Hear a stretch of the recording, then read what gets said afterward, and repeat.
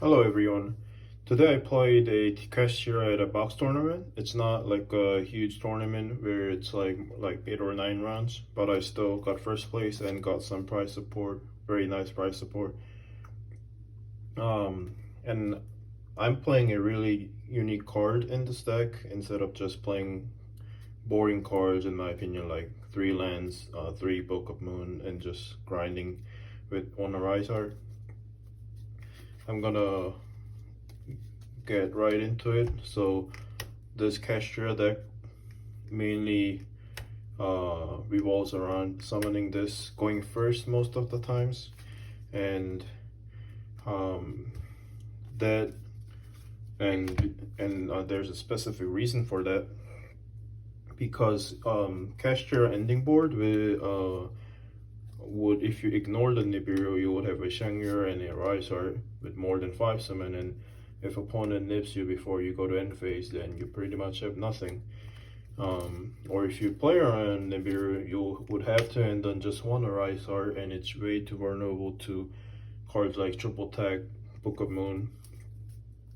So how I thought was, how do I play around the Triple Tags, Books, and Nibiru at the same time? This is possible with Baguska because if opponent triple attacks my board or try to Book of Moon, when I have the Baguska, Arisor, and a Utopic creature, which is my ideal ending board, they have to choose. They must take Baguska if they triple attacked it, because otherwise, taking this, they wouldn't be able to go to the Zeus line, and they would do nothing basically unless they get rid of it somehow. And especially in mirror match Baguska, they really cannot out it with their engines or battle.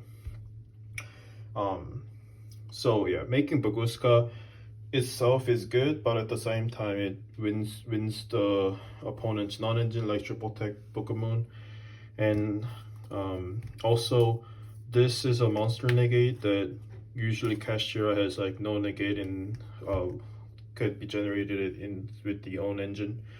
So this forces out Nibiru, and then and that way if they nib before you make this, which would be the first one, then you can still use birth effect to bring back your Kashtira monster and make a Rysar.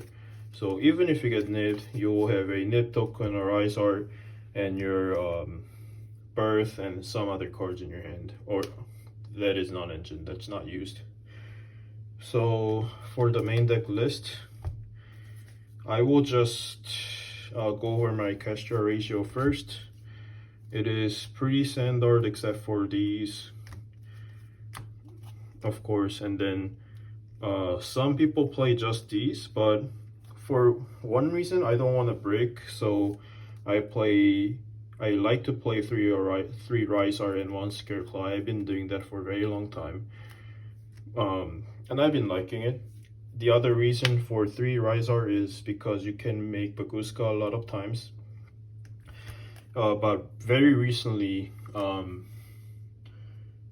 when Purely and Rescue Ace joined the meta, I added the second Scareclaw cache as my engine, and it has many reasons. The first reason is there are more hand traps because of Vanadium being a thing, so I want to see more engines to do my full combo. In my past format, even having these would be usually enough to set up a good board because people rely on cards like Book of Moon more than hand traps. But now I want to play through as many hand traps going first, and drawing these going second in game 1 isn't even bad because they help you break the board. The other very specific reason of Scareclaw Cache is I can chain block the purely quick play when they have Noir.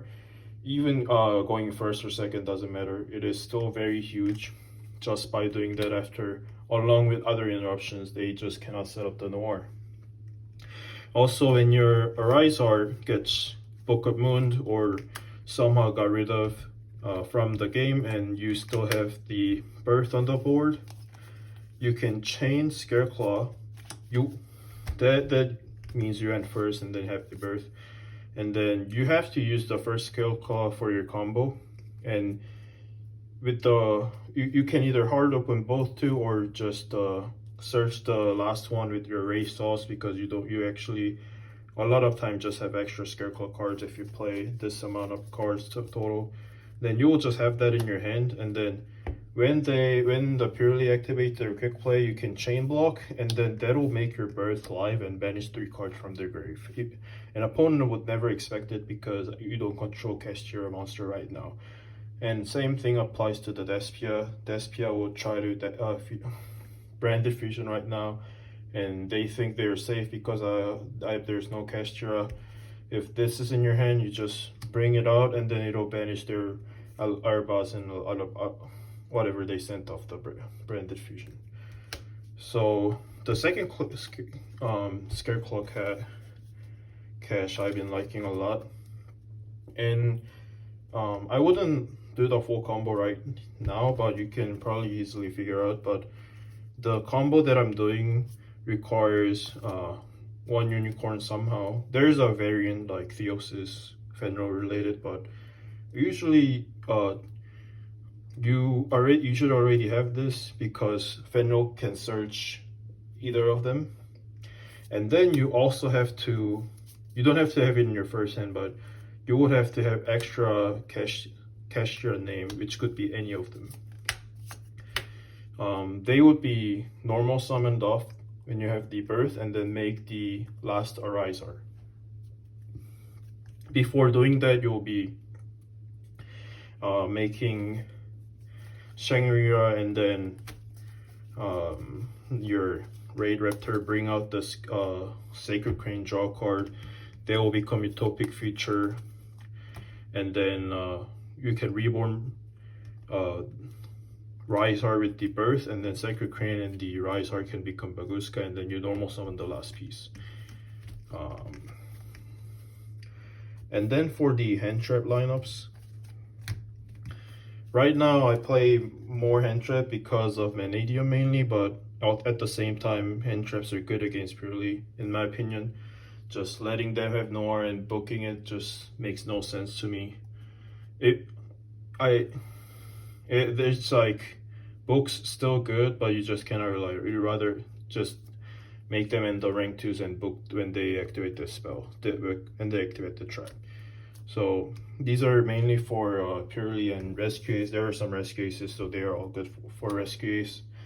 And Nibiru I want to play more, but there's just no space right now. I'm playing 41 right now. And then 3 Impermanence, of course. And the spell lineup's pretty standard.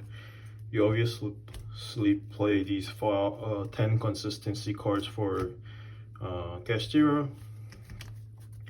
And then non-engine, 3 pot of course, 3 book. I think book's really good, still really good.